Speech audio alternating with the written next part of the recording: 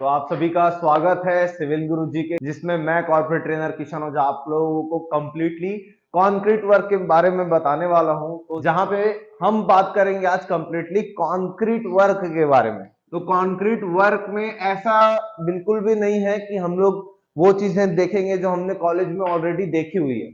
मैं एक्चुअली इसको थोड़ा सा साइट का एक्सपीरियंस, और जो साइट में एक्चुअली में हम लोग जो कॉन्क्रीट वर्क का एग्जीक्यूशन कराते हैं उस टाइम पे एज अ सिविल इंजीनियर आपको साइट में खड़े होके क्या क्या रोल्स और रिस्पॉन्सिबिलिटीज होती हैं उस बारे में बात करेंगे। और ये जो चेन है वर्कशॉप का, ये हम लोग और लाने वाले हैं आप लोगों के लिए। सबसे पहले बात करते हैं अपन उसमें जितनी भी डेंसिटीज होती है डिफरेंट डिफरेंट मटेरियल्स की। तो देखो, अब मैं अगर मटेरियल्स की बात करूं तो मटेरियल्स की जो होती है डेंसिटी वो कंप्लीटली डिपेंड करती है उसके स्पेसिफिक ग्रेविटी पे। तो एक चीज हमेशा आप लोग ध्यान रखना कि कभी भी हम लोग मटेरियल्स के डेंसिटी या उसकी स्पेसिफिक ग्रेविटी की बात करते हैं तो वो डिफरेंट लोकेशन में डिफरेंट डिफरेंट उसके अवेलेबिलिटी के अकॉर्डिंगली उसकी प्रॉपर्टीज चेंज हो सकती है। ठीक है। और जो भी मटेरियल्स की डेंसिटी हो, जैसे cement, sand, aggregate, water, PCC, RCC, brick, जिसमें से सीमेंट की डेंसिटी बात करें तो 1440 केजी पर क्यूबिक मीटर ही होती है। सैंड की 1450 से लेकर 1600 केजी। अब ये वैरी क्यों कर रहा है? क्योंकि डिफरेंट डिफरेंट जोन्स में जो अवेलेबिलिटी है अपने सैंड की, क्योंकि कहीं पे वो रिवर सैंड है, कहीं पे कोई अलग जोन का सैंड है। अब जो जोन्स भी होते हैं सैंड में वो भी डिफरेंट होते हैं। तो यहाँ पे कंप्लीटली डेंसिटी आपके स्पेसिफिक ग्रेविटी पे डिपेंड करती है। ये डेंसिटीज को याद रखने का मतलब यह है कि अपन जब आगे जब कंक्रीट के कैलकुलेशंस करते हैं कि एक्चुअली में अगर मैं बोलूं कि मैं as a civil engineer site पे खड़ा हूं और मेरे को कल स्लैब कास्ट कराना है, तो स्लैब कास्ट कराना है तो वो पार्ट बाय पार्ट हो सकता है क्या? इज इट पॉसिबल कि हम उसको पार्ट बाय पार्ट करें, या पूरा एक ही बार में पूरा स्लैब कास्ट करना होता है पूरा एक बार में? तो मेरे को एक्चुअली में कितने मटेरियल्स की रिक्वायरमेंट है वो मेरे को पहले ही पता होना चाहिए। तो पहले ही पता होने के लिए हम इस क्वांटिटी सर्वे का यूज करते हैं, और उसमें हमको इन डेंसिटीज की जरूरत होती है। इसमें से लगभग डेंसिटीज आप लोगों ने कॉलेज में पढ़ी है। ठीक है। तो डेंसिटीज का यूज कैसे होगा उससे पहले देखो, अब हमारे पास कोई भी कंस्ट्रक्शन साइट है, ठीक है, यहाँ पे सपोज आपकी ग्राउंड बीम की कास्टिंग हो रही है।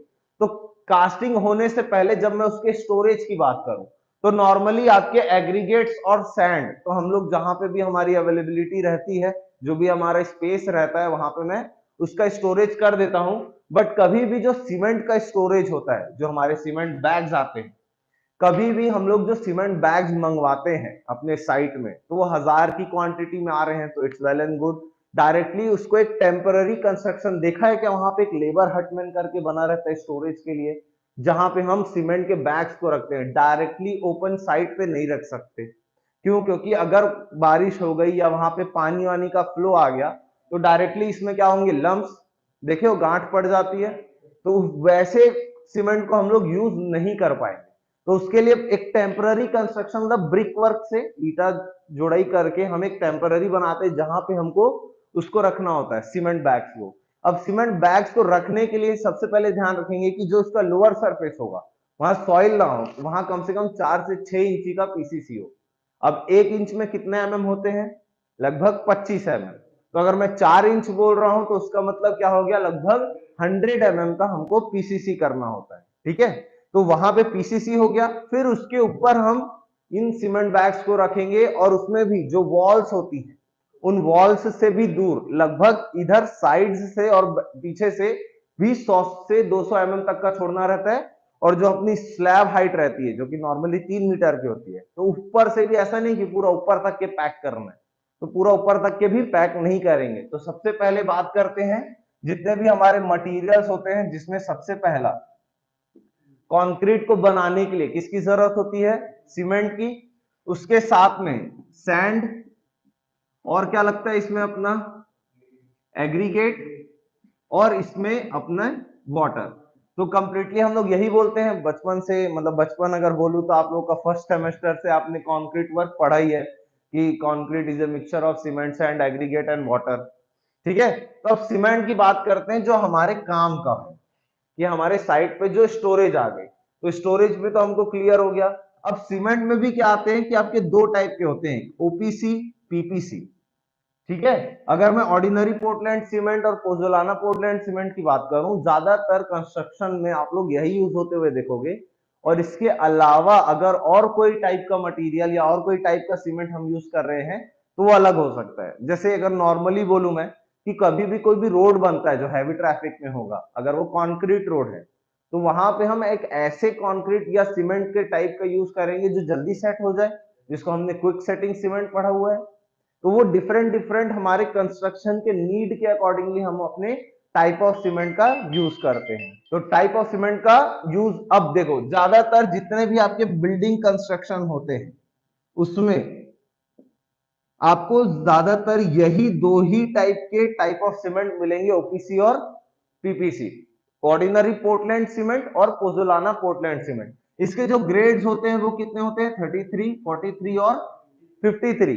तो नॉर्मली जो हम लोग अपने घरों में कंस्ट्रक्शन करते हैं उसमें हम लोग 43 ग्रेड तक का सीमेंट यूज करते हैं। और ये सारे स्पेसिफिकेशन किस में लिखे होंगे, जो हमारे पास सीमेंट की बैग्स रहती हैं उसमें ऑलरेडी वो ग्रेड्स लिखा रहेगा। ठीक है। फिर जितने भी मास कॉन्क्रीटिंग होती है उस मास कॉन्क्रीटिंग में हम लोग 53 ग्रेड तक का सीमेंट यूज करते हैं। अब ओपीसी और पीपीसी को कहां कहां यूज कर सकते हो आप, तो ओपीसी को जितने भी आपके आरसीसी मेंबर्स में आप कॉन्क्रीटिंग करवाना चाहते हो, जो भी हमारा रिइंफोर्स सीमेंट कॉन्क्रीट होता है। पीपीसी का हम लोग जनरली यूज करते हैं जब भी हम प्लास्टरिंग वर्क करते हैं।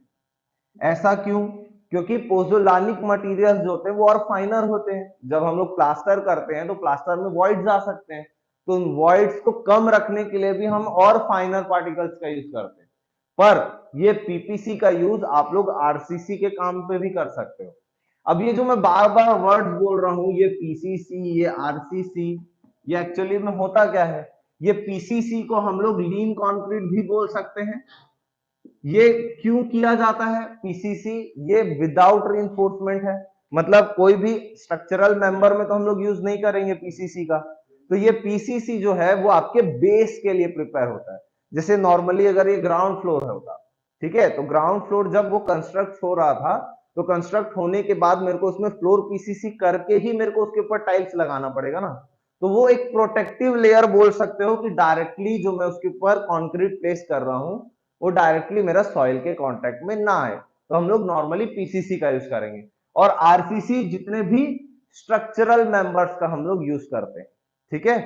अब सैंड की बात करें तो सैंड बेसिकली हमारे 4 जोन्स में डिवाइडेड होते हैं, जोन 1, जोन 2, जोन 3 और जोन 4। ये 4 में डिवाइडेड होते हैं। जो हम लोगों को अपने कंस्ट्रक्शन में सैंड का ये बताने से कोई मतलब नहीं है कि these are those aggregates जो 4.75 mm की सीट से पास हो जाते हैं। मैं वहां छन्नी लेके तो नहीं बैठूंगा साइड में, मेरे को बस इतना देखना है कि वो कौन से जोन का आ रहा है।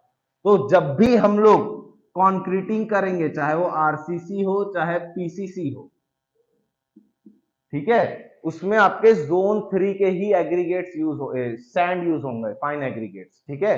ये होता है आपके कौन से आईएस में, आईएस 383 में। फिर यहां पे हमको जोन 3 पता चल गया।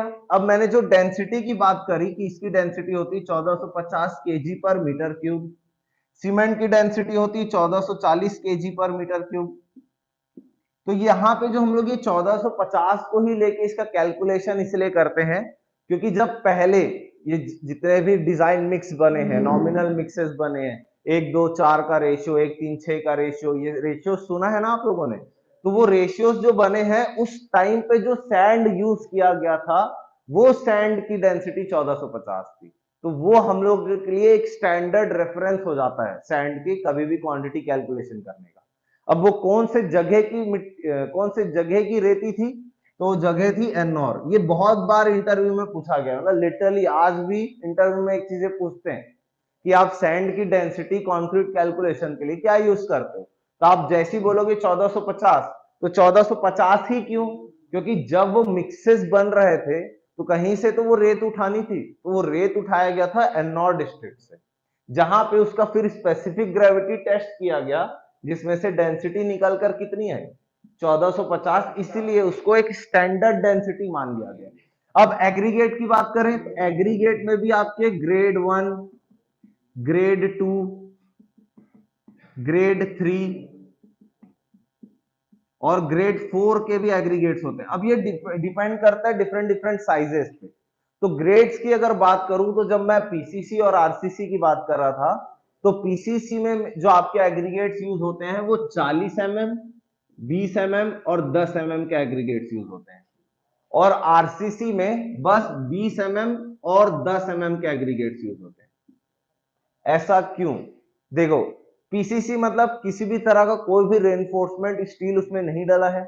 आरसीसी में हम लोग स्टील डाल रहे हैं, और जब भी स्टील डालते हैं तो वो डायरेक्टली एक्सपोज कंडीशन में ना आ जाए उसके लिए कवर ब्लॉक्स लगाते हैं।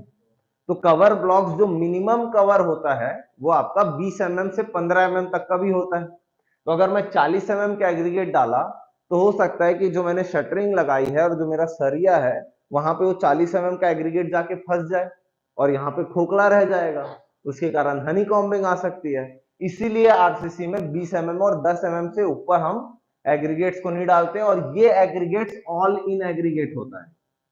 ठीक है, तो यहां पे एक चीज बस ध्यान रखें कि अगर इंटरव्यू में पीसीसी आरसीसी के बारे में रिलेटेड क्वेश्चन आते हैं, और जो कि आएगा ही, कि what is the basic difference between PCC and RCC, तो हमको ये नहीं बोलना है कि एक में सरिया डलता है एक में सरिया नहीं डलता, बट उसको और अच्छा अपन एक्सप्लेन कर सकते हैं कि अपने नॉलेज के हिसाब से, कि पीसीसी में आपका प्लेन सीमेंट कंक्रीट होता है जिसको हम लोग लीन कंक्रीट भी बोलते हैं, और इसको इसीलिए लगाया जाता है ताकि अगर मैं उसके ऊपर रिइंफोर्समेंट रख रहा हूं तो, या उसके ऊपर कंक्रीटिंग भी कर रहा हूं तो डायरेक्टली नीचे जो सॉइल है उसके कांटेक्ट में ना जाए।